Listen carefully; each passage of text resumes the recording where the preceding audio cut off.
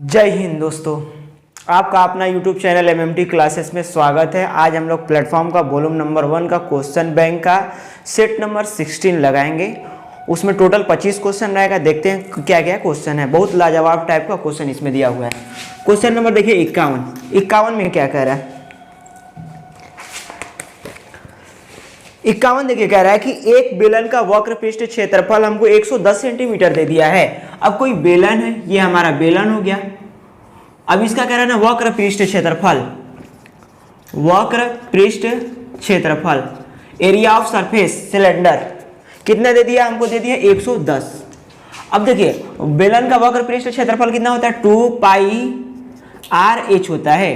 तो 2 पाई की जगह 22/7 इंटू आर इंटू एच हमको कितना दिया हुआ, कह रहा है इसकी ऊंचाई 5 सेंटीमीटर है। बेलन की ऊंचाई 5 सेंटीमीटर हमको दे दिया है। अब बराबर क्या करेंगे 110। अब ये काट दिए, 11 दूना के 22 हो जाएगा, 11 10 हो जाएगा, 5 दूना के 10 ये कट जाएगा। तो आर बराबर हमारा कितना हो जाएगा, 7/2 हो जाएगा।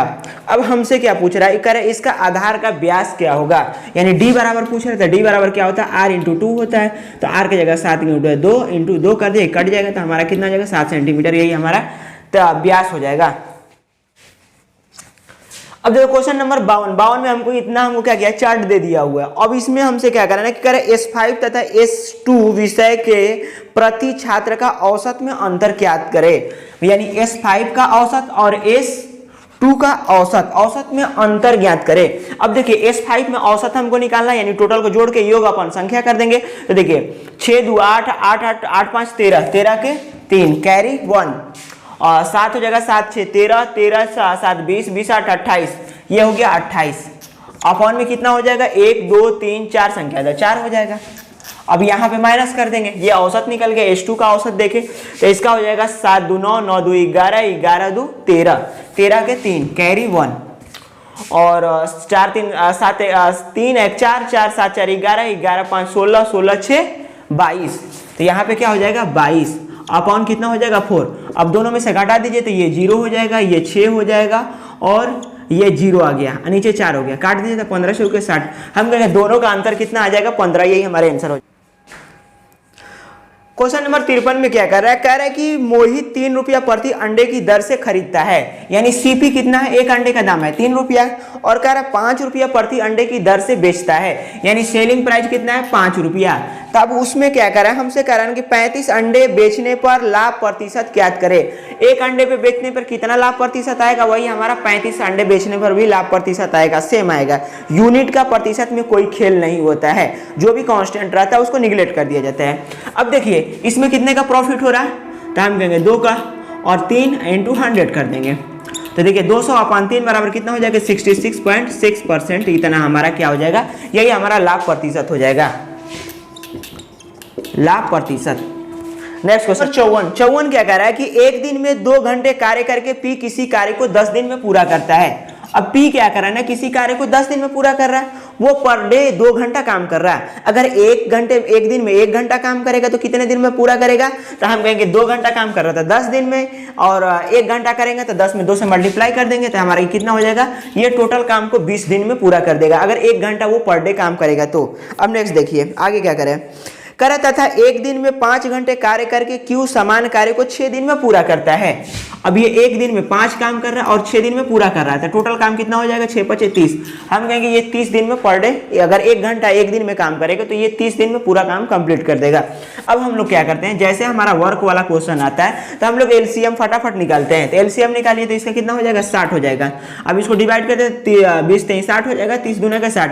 तो हमारा कहने का मतलब है कि पी एक दिन में 3 काम करेगा, क्यू एक दिन में 2 काम करेगा। एलसीएम जो होता है ना वो टोटल का वर्क हो जाता है, यानी टोटल हमारा काम कितना है 60। अब आगे देखिए क्या कर रहा है, आगे हमसे क्या कर रहा है कि एक दिन में 3 घंटे कार्य करके पी और क्यू दोनों मिलकर उस कार्य को कितने दिन में पूरा करेंगे। यानी पी और क्यू तो टोटल काम 60 हो जाएगा। एक दिन में ये 3 काम कर रहे हैं, एक दिन में ये 2 काम कर रहे हैं, तो दोनों मिलकर एक दिन में 5 काम करेंगे। अगर 5 से हम डिवाइड करेंगे तो हमारा एक दिन का काम निकला था। यहाँ पे 1 घंटा एक दिन में 1 घंटा काम कर रहा है। अब कह रहा है कि ये दोनों मिलके पर डे 3 घंटा काम करेंगे, यानी 3 से यहाँ पे मल्टीप्लाई कर दीजिए तो 3 दूना के 6 20 हो जाएगा और 5 चौके 20। तो हम कहेंगे 4 दिन में ये क्या करेंगे, दोनों काम को फाइनल करके ओके कर देंगे। नेक्स्ट क्वेश्चन क्वेश्चन नंबर 55 क्या कह रहा है कि एक विद्यार्थी एक परीक्षा में 24% अंक मिलते हैं तथा वह 56 अंक से अनुत्तीर्ण होता है। अब कोई विद्यार्थी है उसे 24% अंक मिला और क्या कर रहा है कि 56 अंक से 56 अंक से वो क्या कर रहा है अनुत्तीर्ण हो गया यानी फेल हो गया। अगर इसमें 56 अंक हम जोड़ देंगे तो ये पास हो जाएगा, है कि नहीं। 56 अंक से ये फेल हो रहा था, इसमें 56 अंक मैंने जोड़ दिया तो हम कहेंगे ये पास हो गया। अब आगे देखिए क्या कर रहा है यदि उसे 60% अंक मिले होते हैं, अगर इसे 60% अंक मिले होते तो फिर आगे क्या कर रहा था उसके अंक न्यूनतम उत्तीर्ण अंक से 70 अधिक होता है। न्यूनतम उत्तीर्ण अंक से जितना हमको उत्तीर्ण होने के लिए न्यूनतम अंक चाहिए उससे 70 नंबर इसका क्या हो जा रहा है अधिक हो रहा है, ज्यादा हो जा रहा है। तो यानी इसमें से 70 हम घटा देंगे तो हम कहेंगे ये भी पास और ये भी पास, दोनों पास पास हो गया तो दोनों को बराबर कर देंगे, ये भी पास पास पास बराबर पास हो गया। अब देखिए इसको इधर लेके आइए, इसको इधर लेके जाइएगा तो ये इधर आएगा तो कितना हो जाएगा 6 7 5 12 126 बराबर कितना हो जाएगा ये घट के 6 हो जाएगा 3 3 36। तो हम कहेंगे 36% बराबर कितना हो जाएगा 126। तो हमसे क्या पूछ रहा है क्वेश्चन में ये पूछ रहा है तो परीक्षा में पास होने के लिए अधिकतम अंक कितना होना है, तो अधिकतम अंक हमारा 100% होना चाहिए। तो हम कहेंगे 100% बराबर 126/36 इंटू क्या हो जाएगा 100। अब देखिए ये कट जा रहा है क्या, 3 1 3 3 दूना के 6 और 3 चौके 12 और 3 दूना के 6 6 दूना के 12 6 7 42। अब इसको काटिए ये 50 7 5 35। हम कहे अधिकतम अंक कितना हो जाएगा 350 अंक लाएगा तो ये हमारा अधिकतम क्वेश्चन पेपर हो जाएगा 350 अंक का। अब देखिए क्वेश्चन में हमको 56 क्या करा है ना कि हमको माध्यक पूछ रहा है यानी माध्यिका पूछ रहा है, इतना हमको डाटा दिया हुआ माध्यिका पूछ रहा है। तो देखिए माध्यिका निकालने का एक सिंपल सा फंडा होता है कि तो असेंडिंग ऑर्डर में या डिसेंडिंग ऑर्डर में यानी बढ़ते क्रम या घटते क्रम किसी क्रम में आप सजा लीजिए। तो मैंने क्या करा बढ़ते क्रम में सजा ले रहा हूँ। तो ये 2 हो जाएगा, 2 के बाद देखिए 2 आया, 2 के बाद 3 फिर 3 के बाद 4 के बाद 5 के बाद 6 के बाद 7 हो जाएगा, 2 2 4 2 6 2 8 अंक हो गया। अब जो बीच वाला अंक होता है ना उसी को माध्यिका कहते हैं। तो देखिए 4 अंक इधर से काट दिया और 4 अंक इधर से काट दिया, अब बीच में कौन अंक बचेगा उसी को हम लोग माध्यिका कहेंगे। तो 3 और 4 के बीच में कौन सा अंक आ सकता है 3.5 हो जाएगा, नहीं हो जाएगा। तो ये हमारा कितना हो जाएगा माध्यिका 3.5, यही हमारा आंसर हो जाएगा। या ऐसे इसको दूसरे भाषा में ये सेकंड मेथड में ये कह सकते हैं कि दोनों को जोड़ लीजिए, 3 यहाँ से निकाल दीजिए 3 यहाँ से निकाल दीजिए और दोनों को जोड़ लिए तो 4 3 7 हो जाएगा, 7/2 कर दीजिए तो कितना हो जाएगा 3.5, यही हमारा माध्यिका हो जाएगा। नेक्स्ट क्वेश्चन देखिए, क्वेश्चन नंबर एफ अकेले किसी कार्य को 24 दिन में पूरा करता है। एफ बंदा है कोई 24 दिन में क्या कर रहा है काम को पूरा कंप्लीट कर दे रहा है। जी अकेले उसी कार्य को 32 दिन में कंप्लीट कर रहा है। जी क्या कर रही है उसे 32 दिन में कंप्लीट कर दे रहा है। अब देखिए जैसे टाइम एंड वर्क का क्वेश्चन आ गया तो पहले हम लोग क्या करते हैं एलसीएम निकालते हैं, टोटल वर्क कितना है। तो एलसीएम निकालेगा तो इसका कितना हो जाएगा 96 हो जाएगा एलसीएम। और देखिए 24 चौके 96 हो जाएगा, 32 नहीं 96, यानी एफ एक दिन में 4 काम करेगा, जी एक दिन में 3 काम करेगा और टोटल वर्क कितना हो जाएगा हमारा 96 हो जाएगा। अब आगे हमसे क्या पूछ रहा है, हमसे कह रहा है कि एफ जी मिलकर कार्य आरंभ करते हैं। एफ और जी मिलकर क्या करते हैं कार्य आरंभ करते हैं, एफ प्लस जी ये दोनों मिलकर कार्य आरंभ करते हैं, परंतु जी कार्य समाप्त होने से 8 दिन पहले छोड़ देता है। ये 8 दिन जी पहले कार्य को यहां तक समाप्त होना है मगर 8 दिन पहले ही जी छोड़ देता है, यानी यहीं तक जी काम कराता है और इसके बाद छोड़ देता है। तो जी यहां तक काम कराएगा तो टोटल ये काम कौन करेगा एफ करेगा, ये एफ अकेला यहाँ पे काम करेगा, है कि नहीं समझ गए। और यहाँ पे जी और एफ दोनों मिलकर काम करेंगे। अब जी एक दिन में एक दिन में कितना एफ जो है एक दिन में 4 काम कर रहा है तो 8 दिन में कितना काम करेगा, तो 8 × 4 बराबर कितना हो जाएगा 32। हम कहेंगे 8 दिन में ये टोटल अकेला 32 काम कर दिया और टोटल हमारा वर्क कितना है 96, 32 घटा देंगे तो कितना हो जाएगा ये 4 हो जाएगा और ये 6, ये यहाँ पे बच गया 64। अब 64 बच गया काम, 64 जो काम बचा होगा वो जी और एफ दोनों मिलकर काम किए होंगे। तो एक दिन में जी कितना काम करेगा 4 और 3, एफ जो है 4 काम करेगा, जी 3 काम करेगा, दोनों मिलकर एक दिन में 7 काम करेंगे तो 64/7 ये हो जाएगा 64/7। तो हम कहें एफ और जी जो बचा हुआ काम है वो 64/7 दिन में काम करते हैं। अब आगे हमसे क्या पूछ रहा है, हमसे पूछ रहा है कुल कार्य कितने दिन में समाप्त हो जाएगा, टोटल कार्य को पूछ रहा है कितने दिन में समाप्त होगा। तो ये 64/7 दिन में समाप्त हो रहा है और प्लस ये इतना 8 दिन में समाप्त हो रहा है तो 8 इसमें जोड़ दीजिए तो कितना हो जाएगा 8 × 48, 64 + 48 अपॉन कितना हो जाएगा 7, 8 4 12 के 2 कैरी 1, 6 4 10 1 11, 112/7 इतने दिन में इतना दिन में पूरा काम क्या हो जाएगा कंप्लीट हो जाएगा, ये हमारा आंसर हो जाएगा। 8 4 12 के 2 कैरी 1 6 4 10 देखिए 11 112 नहीं आ रहा है क्या? आंसर नहीं आ रहा है, क्यों नहीं आ रहा है? 8 7 56, सॉरी यहाँ पे 56 आ जाएगा, यहाँ पे 8 7 56 हो जाएगा ना, तो 56 तो जोड़िए तो कितना हो जाएगा? तो ये 7 हो जाएगा। 6 4 10 6 5 11 1 12 120/7, हम कहे 120/7 दिन में इतना टोटल काम कंप्लीट हो जाएगा। 58 क्या करें? विद्यार्थी का औसत आयु ए है, यानी स्टूडेंट का औसत आयु कितना है? ए है, और अध्यापकों की औसत आयु बी है, यानी टीचर की औसत आयु कितना दे दिया है? बी दे दिया है। अब हमसे आगे क्या कर रहा है कि विद्यार्थियों की संख्या अध्यापकों की संख्या का 45 गुना है, यानी ये नंबर दिया हुआ है और ये हमारा एवरेज दिया हुआ है, तो कितना? 45। कह रहे विद्यार्थियों की संख्या अध्यापकों की संख्या से 45 गुना है, यानी टीचर 1 है तो विद्यार्थी कितना है? 45। अब हमसे आगे क्या पूछ रहा है? कह रहा है कि विद्यार्थी तथा अध्यापकों को दोनों मिलकर औसत कितना होगा, यानी एवरेज हमसे पूछ रहा है, औसत पूछ रहा है, तो औसत बराबर हमारा क्या हो जाएगा? इसको नंबर इंटू औसत गुणे करेंगे तो योग हो जाएगा, तो 45 गुणे ए प्लस बी गुणे 1 अपॉन कितना हो जाएगा? 45 प्लस 1 46, ये 46 हो जाएगा। तो हम कहेंगे 45 ए प्लस बी अपॉन 46, यही हमारा क्या हो जाएगा? नया औसत दोनों का मिक्सअप निकल के आ जाएगा। देखिए क्वेश्चन क्या कर रहा है कि क्वेश्चन नंबर 59 देखिए, कर एक ठोस घनाभ की लंबाई चौड़ाई ऊंचाई दिया हुआ है। घनाभ लंबाई दिया हुआ कितना? 20, चौड़ाई हमको दिया हुआ है 16 और ऊंचाई हमको कितना दिया? 12 सेंटीमीटर दिया हुआ है। कह रहे यदि घनाभ को पिघलाकर 4 सेंटीमीटर के घन कितने समान घन बनाए जा सकते हैं। और पिघला के जैसे बोला तो दोनों का आयतन बराबर हो जाएगा, जैसे पिघला के बोलेगा तो हम क्या कहेंगे कि दोनों का आयतन बराबर हो जाएगा, यानी इसका आयतन बराबर घन का आयतन, तो इसका घन कितना हो जाएगा? लंबाई गुणे चौड़ाई गुणे ऊंचाई हो जाएगा, और घन का आयतन कितना होता है? ए क्यू होता है, इंटू एन हो जाएगा। छोटा छोटा घन बना जा रहा है तो n से मल्टीप्लाई कर देंगे, टोटल घन की आयतन हो जाएगा, एक घन की आयतन इतना होगा और n इसमें मल्टीप्लाई करते हैं, n घर की आयतन बराबर ये टोटल घन का आयतन हो जाएगा। अब देखिए इसको 20 गुणे 16 गुणे 12 हो जाएगा, ये n हो जाएगा, और छोटा घन की भुजा कितना दिया हुआ है? 4 दिया हुआ है, तो हाँ 4 दिया हुआ है, तो 4 गुणे 4 गुणे 4 हो जाएगा। अब देखिए 4 3 12 हो जाएगा, 4 5 चौके 16 हो जाएगा, 4 5 20 हो जाएगा, तो 5 चौके 20 20 23 60, तो n बराबर हमारा कितना हो जाएगा? 60। तो हम कहेंगे छोटा छोटा घनों की संख्या टोटल इसमें कितना निकल के आ जाएगा? n निकल के 60 निकल के आएगा, यही हमारा आंसर हो जाएगा। देखिए इतना बराबर हमको क्या कर रहा है? व्हाट लिखा हुआ है। अब इसको हम लोग क्या करते हैं? बी बोर्ड मास में बनाते हैं, बी बोर्ड मास।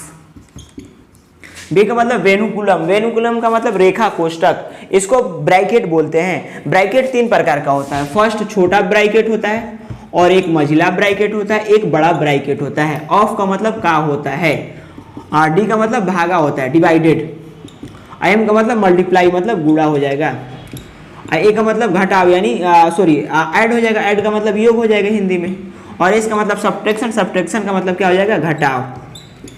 तो अब देखिए बी बोर्ड मास कहने का रूल ये है कि पहले V का काम करिए, फिर B का काम करिए, फिर O का काम करिए, फिर D, सबसे लास्ट में हमारा क्या होगा? S का काम होगा। अब इसी आधारित पे ये क्वेश्चन रहता है, आराम से बना लेंगे। अब देखिए 75 हो गया। अब देखिए डिवाइड से पहले का लगा हुआ है, डिवाइड से पहले का लगा हुआ है, तो डिवाइड को जैसे के तैसे छोड़ देंगे। पहले हम क्या करेंगे? का काम करेंगे। अब देखिए का से पहले हमारा क्या है? ब्रैकेट। ब्रैकेट में सबसे पहले छोटा ब्रैकेट, तो पहले हम लोग क्या करेंगे? ब्रैकेट का काम करेंगे। तो ब्रैकेट का काम करिए, देखिए तीनों का एलसीएम लीजिएगा तो कितना हो जाएगा? 6 हो जाएगा, और 3 दूना के 6, 4 दूना के 8 हो जाएगा, माइनस 3 हो जाएगा, प्लस कितना हो जाएगा? 1 हो जाएगा। तो देखिए इसमें से घटाइए तो 5 1 6 हो जाएगा, 6/6 हो जाएगा, कट के यहाँ पे 1 आ जाएगा। टोटल का मान हमारा कितना आ रहा है? 1 आ रहा है, तो हम 25 गुणे 1 लिख देंगे। अब देखिए क्या करिए? 75 और डिवाइडेड 25, तो डिवाइड करिए तो कितना है? 25 से 75, हम कहेंगे इसका आंसर कितना आ जाएगा? 25, यही हमारा आंसर हो जाएगा। क्वेश्चन नंबर 61 देखिए, कह रहा है मोहित सुमित 74,000 और 96,000 के निवेश के साथ एक व्यापार शुरू करता है। वर्ष के अंत में 5 और 8 के अनुपात में लाभ कमाते हैं, तो उनके द्वारा निवेश की गई पूंजी की समय की अवधि का अनुपात ज्ञात करें। अब इसका एक फार्मूला होता है, फार्मूला क्या होता है? पूंजी गुणे समय अपॉन पूंजी गुणे समय बराबर लाभ अपॉन लाभ होता है, ऐसे ये फार्मूला होता है। अब जिसका पूंजी उसका समय उसी का लाभ निकालेंगे, लिखेंगे। तो देखिए मोहित 74,000, तो इसका 74,000 हो जाएगा। और इसका समय का हमको क्या करना है, रेशियो निकालना है, मगर लाभ का समय हमको मान लेते हैं T1 और लाभ का रेशियो कितना दिया हुआ, 5 दिया हुआ है। अब नीचे देखिए सुमित का कितना हो जाएगा, 96,000, तो इसको लिखेंगे 96,000 और गुणा इसका भी समय का रेशियो निकालना है यानी T2 और लाभ कितना दिया हुआ है, 8 दिया हुआ है यानी 8 यहाँ पे लिख देंगे। अब देखिए ये 3 0 से 3 0 कट जाएगा, इसको काटिएगा तो कितना हो जाएगा, 8 के 8 गुना के 16 हो जाएगा। अब ये कितना हो जाएगा, 6 दूना के 12 हो जाएगा, ये कितना हो जाएगा, 3 7 दूना के 14 37 हो जाएगा। अब इसको इधर लेके आइए, इसको इधर लेके आइए, तो हम कहेंगे T1 अपॉन T2 बराबर कितना हो जाएगा, 6 5 30 और बटा 37। तो हम कहेंगे हमारा फाइनल रेशियो बन के आ जाएगा 30 अनुपात कितना हो जाएगा, 37। यही दोनों का समय का रेशियो निकल के आया। नेक्स्ट क्वेश्चन देखिए, कह रहा है किसी वस्तु का 18% छूट का मान दूसरी वस्तु का 13% छूट के मान के बराबर है। अब कोई वस्तु है, वस्तु को मैंने मान लिया x का 13% 18% छूट, और फिर क्या कह रहा है दूसरी वस्तु इसको मान लिया y का 13% छूट के बराबर है, तो 13% छूट का बराबर है, दोनों को मैंने बराबर कर दिया।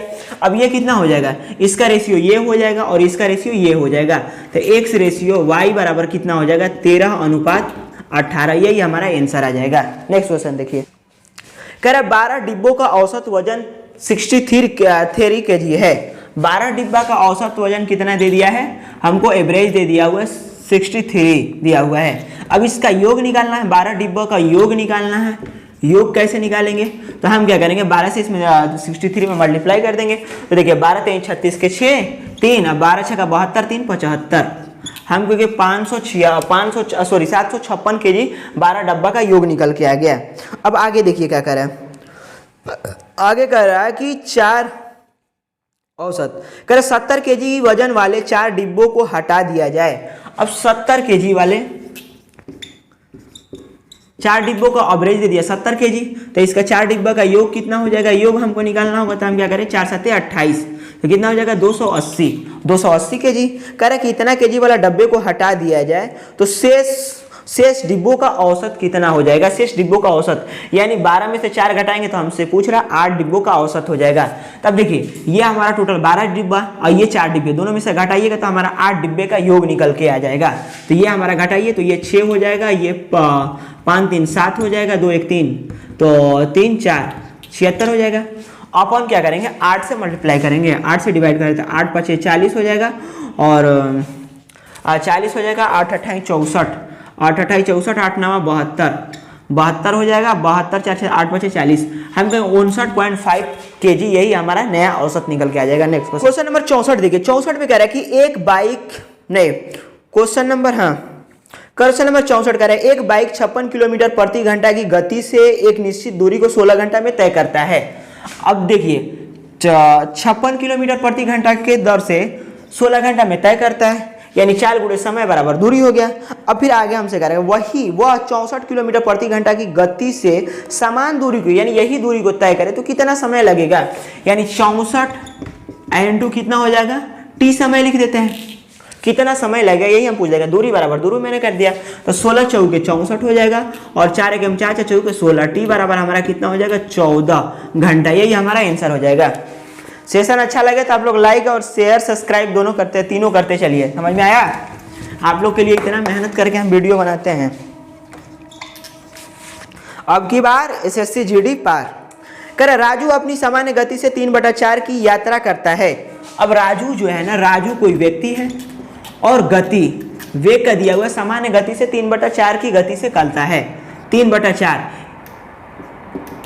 यानी ये इसका वेग क्या हो जाएगा, सामान्य गति इसका 4 हो जाएगा, इसका 3/4 से चल रहा है यानी 3 की गति से चल रहा है और इसका सामान्य गति कितना होना चाहिए 4 हो जाएगा, है कि नहीं। इसको 4 इधर भेज दिए तो 3:4 हो जाएगा, ये हमारा सामान्य गति हो जाएगा, नॉर्मल स्पीड हो जाएगा, ये प्रेजेंट टाइम का स्पीड हो जाएगा।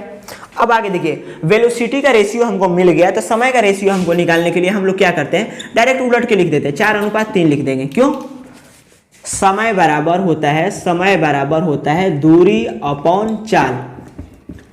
अरे समझ में कुछ, समय बराबर होता है दूरी अपॉन चाल, यानी चाल क्या होता है, समय का उल्टा होता है। तो देखिए चाल क्या हो जाएगा, समय का उल्टा हो जाएगा, ये 4 यहाँ पे आ जाएगा, 3 यहाँ पे, उलट के इसको लिख देंगे। ऐसा समझ में। अब हमसे देखिए कह रहा है ना कि आगे हमसे क्या कह रहा है, कह रहा है कि राजू अपनी सामान्य गति से 3/4 से यात्रा करता है तथा अपने दफ्तर में सामान्य समय से 24 मिनट देर से पहुंचता है। अब 24 मिनट क्या कर रहा है, देर से पहुंच रहा है। यहाँ पे कितना देर से पहुंच रहा है, पहुंचना चाहिए इसको 3 मिनट में, पहुंच रहा है 4 मिनट में, यानी यहाँ पे 1 मिनट का लेट कर रहा है।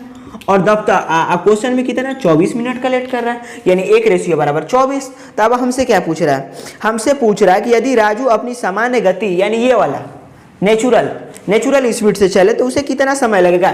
नेचुरल स्पीड से यानी 4 की स्पीड से चलेगा तो उसे 3 मिनट का समय लगता है। 3 रेशियो के बराबर समय निकलता है, तो 1 रेशियो बराबर 24, तो 3 रेशियो बराबर कितना हो जाएगा, 4 3 12 के 2 और 3 दूना के 7 हो जाएगा 72 मिनट। हम अगर सामान्य गति से वो चले तो उसको 72 मिनट का समय लगेगा। क्वेश्चन नंबर 66 देखिए, 66 में हमको इतना क्या किया गया, ये ग्राफ दे दिया है। अब हमसे क्या रहा वर्ष y3 के लिए प्रति वर्ग मीटर उपज कितना होगा।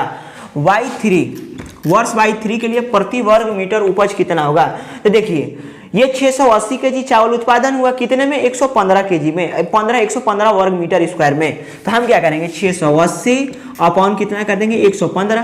क्यों, क्योंकि ये 115 मीटर स्क्वायर में हमको 680 केजी 680 हमको धान उपजा है, और ये कितना में है, ये 1000 केजी में है, यानी इतना में 1000 का मल्टीप्लाई करेंगे, क्योंकि ब्रैकेट में लिख दिया 1000, इसमें हम लोग क्या करेंगे 1000 से मल्टीप्लाई कर देंगे।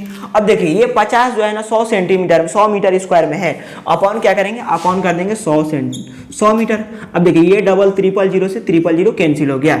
अब देखिए 5 3 15 हो जाएगा, 5 से काटिए 5 1 5 5 3 15 5 6 30 हो जाएगा।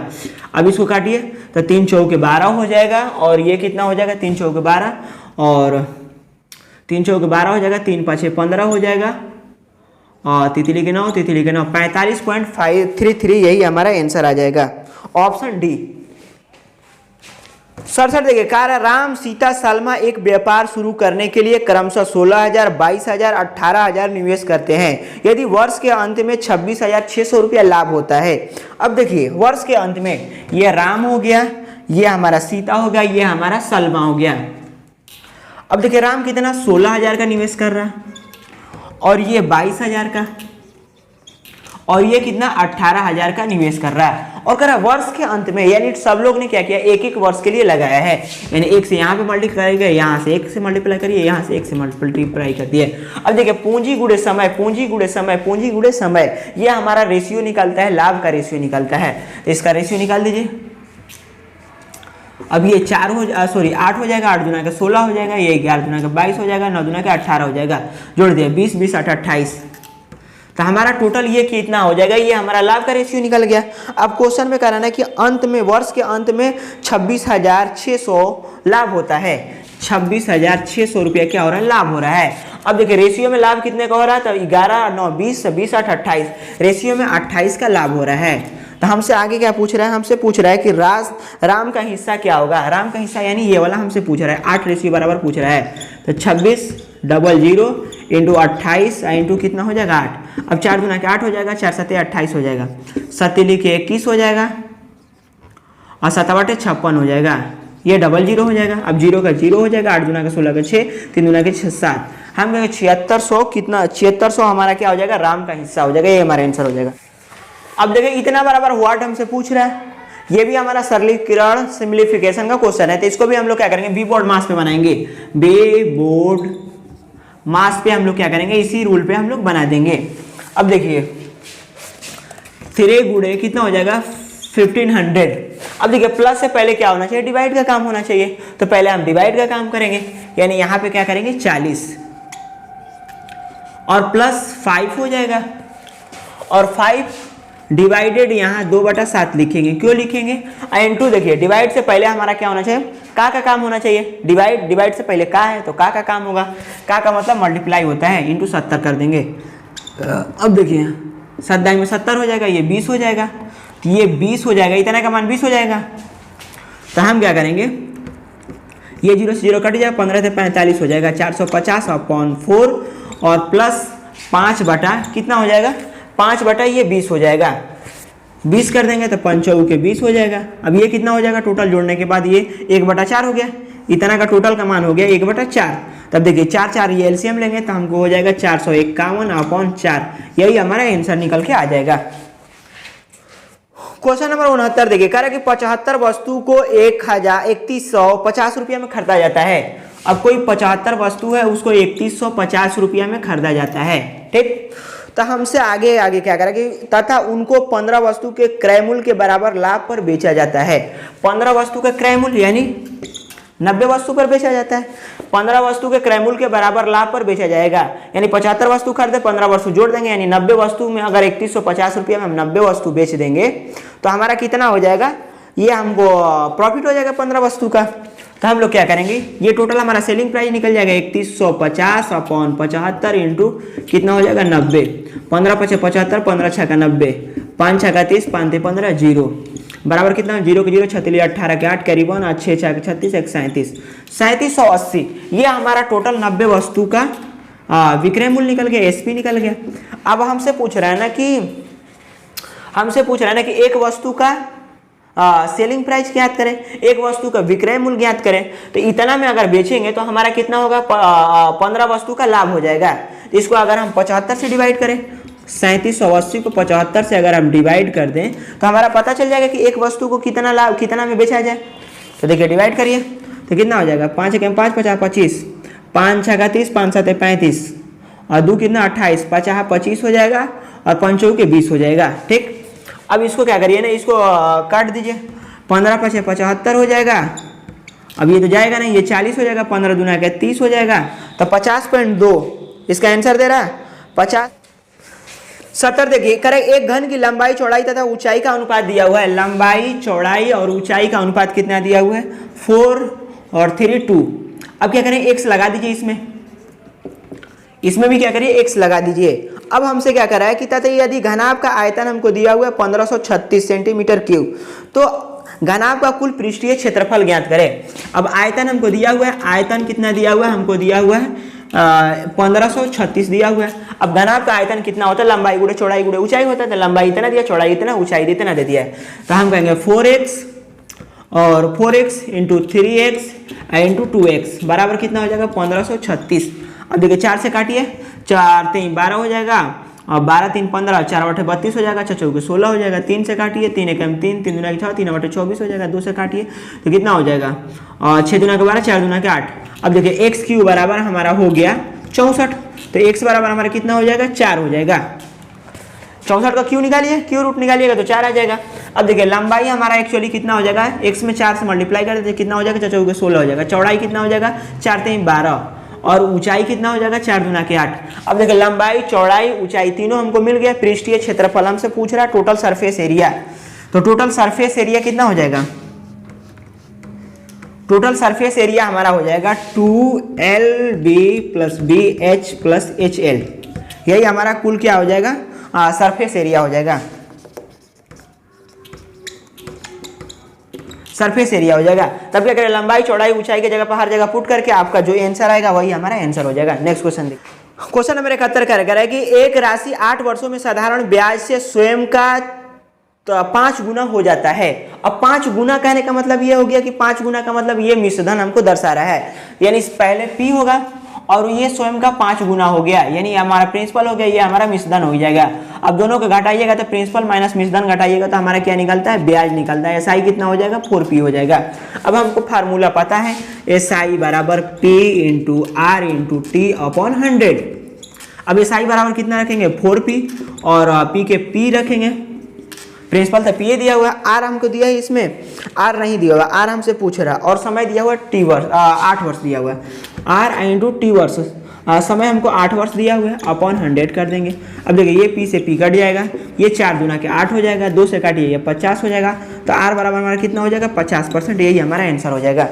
नेक्स्ट, अब देखिए क्वेश्चन कह रहा है कि 72 एक राशि पर 5वें वर्ष में चक्रवृद्धि ब्याज 1200 रुपया है। अब 5 वर्ष का चक्रवृद्धि ब्याज कितना दिया हुआ है, 1200 रुपया दिया हुआ है। तो हमसे क्या कह रहा है, हमसे कह रहा है कि ब्याज संयोजन वार्षिक हो, यदि वार्षिक ब्याज की दर हमको दिया हुआ है 22%, R बराबर 22.5% दे दिया।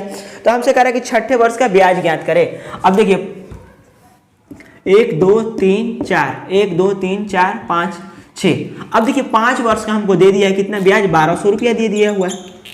अब हमसे पूछ रहा है ना कि छठे वर्ष का ब्याज इसका ज्ञात करें। तो इसका ज्ञात करने के लिए हम लोग क्या करते हैं, दर में प्रिंसिपल मैंने मान लिया 100%, तो कितना हो जाएगा, दर इसको मल्टीप्लाई करेंगे तो 122.5% हो जाएगा दर। तो हम लोग डायरेक्ट छठे वर्ष का निकाल लेंगे। छठे वर्ष का CI बराबर हो जाएगा 1200 प्रिंसिपल इनटू मिश्रधन। तो मिश्रधन देखिए प्रिंसिपल कितना मैंने 100% मान लिया, 100% इसको जोड़िएगा तो कितना हो जाएगा, 122% हो जाएगा। तो 122.5% अपॉन 100 हो जाएगा। अब इसको ये हटा दिया, ये 0 आ जाएगा। अब देखिए ये डबल 0 से डबल 0 कट जाएगा। अब देखिए 5 चौके 5 दूना के 10, 5 चौके 20, 50 25 और 5 दूना के 10 हो जाएगा। 2 से ये 6 दान में कट जाएगा। 6 5 30 के 0 3 और 6 चौके 24, 24 3 27 के साथ 2, 6 दूना के 12, 12 2 14। हम लोग 1470 रुपया क्या हो जाएगा छठे वर्ष का, ये हमको ब्याज निकल के आ जाएगा। ऑप्शन बी चला जाएगा। अब देखो क्वेश्चन नंबर 73 में हमको ये ग्राफ दिया हुआ है और हमसे क्या करें, कॉलेज C3 और C4 में दाखिला लेने वाले छात्रों की कुल संख्या का अंतर ज्ञात करें।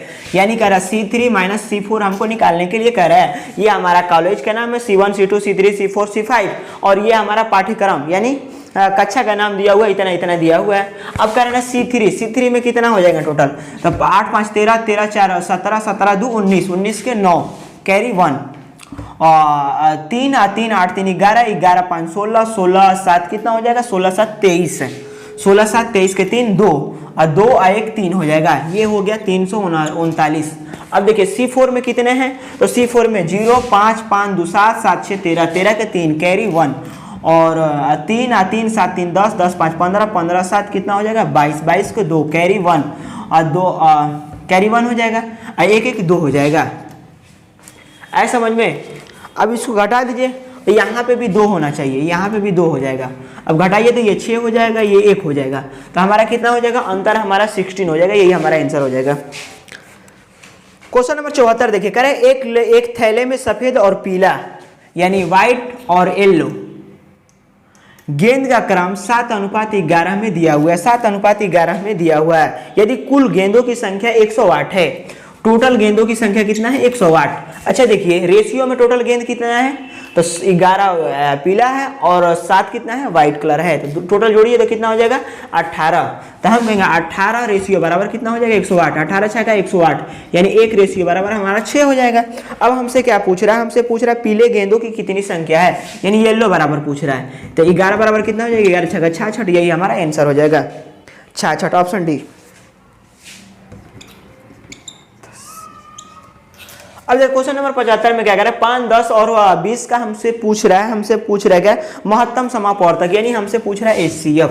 तो HCF बराबर व्हाट, तो हम HCF का फुल फॉर्म क्या होता है, हाईएस्ट कॉमन फैक्टर। अब इनमें से कौन सा हाईएस्ट कॉमन होगा, जो सब में क्या होना चाहिए फैक्टर होना चाहिए। तो देखिए इसको कितना लिख सकते हैं 5 लिख सकते हैं, इसको कितना लिख सकते हैं, इसको 5 × 2 लिख सकते हैं, इसको कितना लिख सकते हैं 5 × 2 × 2 लिख सकते हैं, यही लिख सकते हैं ना। 5 दूना के 10, 10 दूना के 20। अब देखिए दोनों में तीनों में कौन हाईएस्ट कॉमन दिख रहा है, तो हमको इसमें 5 कॉमन दिख रहा है, इसमें भी 5 कॉमन दिख रहा है, इसमें भी 5 कॉमन दिख रहा है। तो HCF बराबर हमारा कितना हो जाएगा 5, यही हमारा आंसर हो जाएगा। देखिए टोटल मैंने 25 क्वेश्चन आपको पूरा कंप्लीट करा दिया। आप लोग क्या करिए, आप लोग सेट लगा के आप कमेंट सेक्शन में शेयर करिएगा कितना आपका नंबर आ रहा है। और आप लोग SSC GD की तैयारी करते रहिए, एग्जाम भी करीब आ गया है। ओके चलते हैं, जय हिंद।